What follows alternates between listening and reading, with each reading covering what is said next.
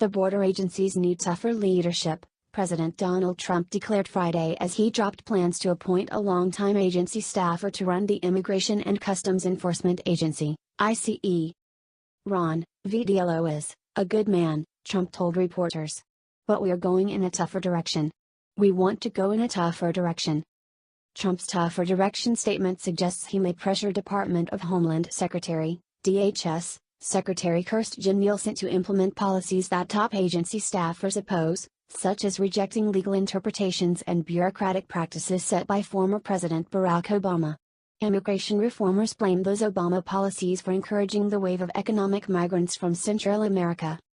The shift comes amid the growing wave of Central American economic migrants who are using Obama-era legal loopholes to walk through the border wall and into jobs, neighborhoods, and blue-collar schools throughout the United States.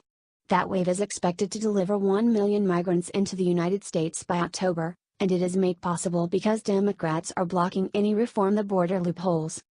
Immigration reformers fear that Obama-appointed staffers and former business lobbyists are keeping Trump in the dark about ways to improve operation at the DHS.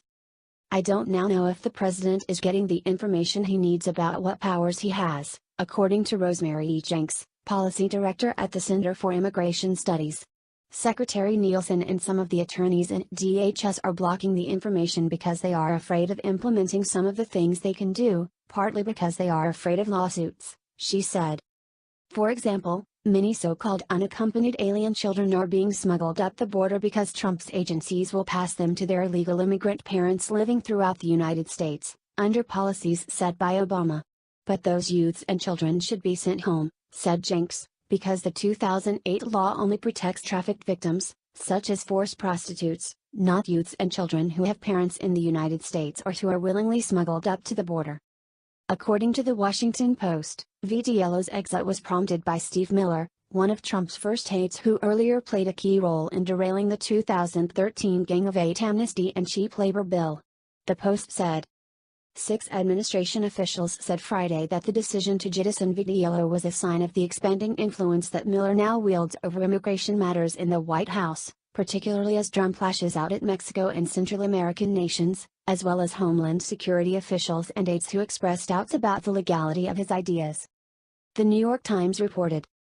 One person familiar with the president's thinking said that Mr. Trump believed that Mr. Vitiello did not favor closing the border, as the president had proposed before backing off that threat this week. Another person said that Stephen Miller, the president's chief policy advisor and a supporter of curtailing legal and illegal immigration, did not support Mr. Vitiello's nomination. Vitiello's defenders lashed out at Miller. The Washington Post highlighted the complaints. Ron Vitiello has spent as much time defending our nation's borders as Stephen Miller has been alive, one official said of Miller, who is 33. One senior official said, "This is part of an increasingly desperate effort by Stephen to throw people under the bus when the policies he has advocated are not effective.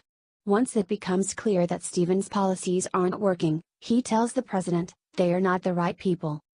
But Vitiello's appointment was opposed by the ICE Officers Union, the National ICE Council.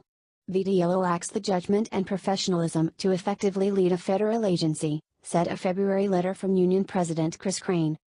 In November, the opposition delayed a critical Senate vote on Vitiello's nomination,